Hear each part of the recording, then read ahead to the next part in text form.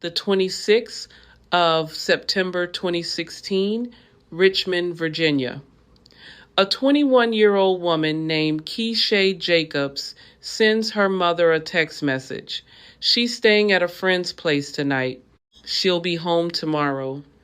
Tomorrow never came. 9 years later, her mother is still waiting for the truth, and the man who may hold it has been sitting in a Florida prison cell for murdering someone else.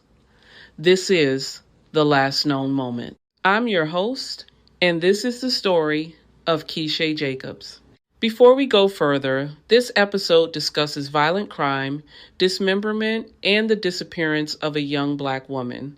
If that's not something you can sit with today, that's okay. Come back to us next week. Everything in this episode is sourced from Richmond Police Department statements, court records, and reporting from WRIC WTVR 12 on your side and the Charlie Project Missing Persons database. No speculation is presented as fact. Keeshae Unique Jacobs was 21 years old. She stood 5'3".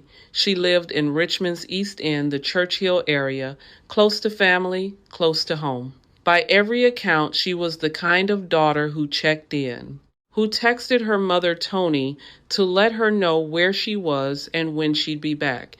That's exactly what she did on the 26th of September 2016.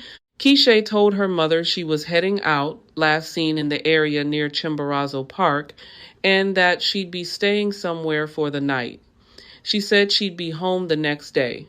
She had been in contact with a man named Otis Lee Tucker. Investigators would later determine she was headed toward his residence. She never came home. She never made contact again. And for years, no one knew what happened to her.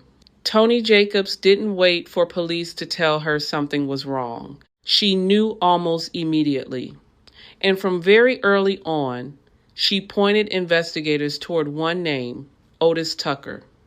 Tucker had a documented history of violence stretching across multiple states. He was not a stranger to law enforcement, and in the days after Keeshae vanished, he left Virginia. When investigators searched the location tied to Tucker, they found Keeshae's SIM card. They found blood-stained items, physical evidence connecting her to that residence and to Tucker. But evidence connecting someone to a scene is not the same as evidence that proves what happened there. Richmond police pursued the case for years.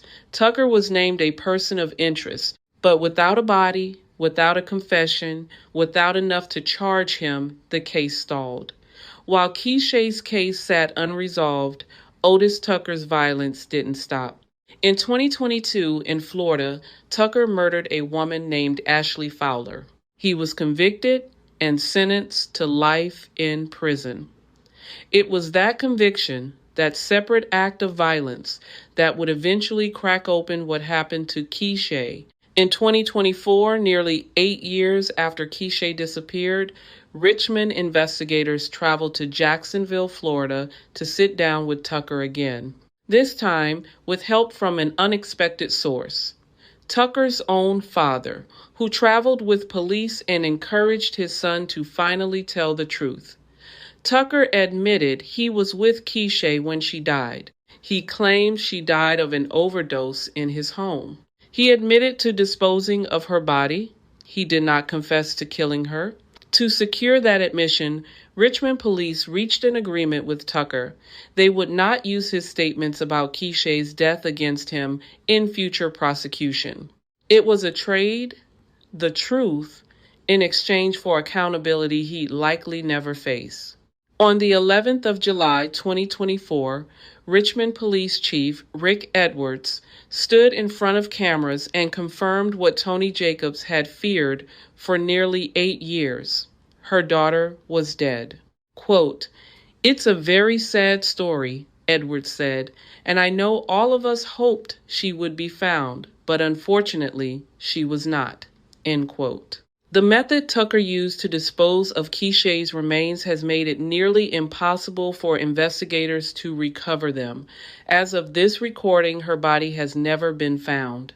Keeshae's case has been classified as exceptionally closed, a designation law enforcement uses when they believe they know what happened but don't have enough admissible evidence to bring charges.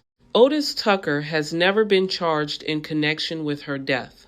A December 2025 investigative report revisited the case, raising hard questions about the strength of Tucker's confession and about how the investigation was handled in the years before it. Those questions remain open. Keeshae Jacobs disappeared in 2016. It took 8 years for her family to get an answer, and the answer they got still isn't justice. No charges, no trial, no accountability for the man who admitted to disposing of her body. Her story sits inside a pattern we talk about often on this show.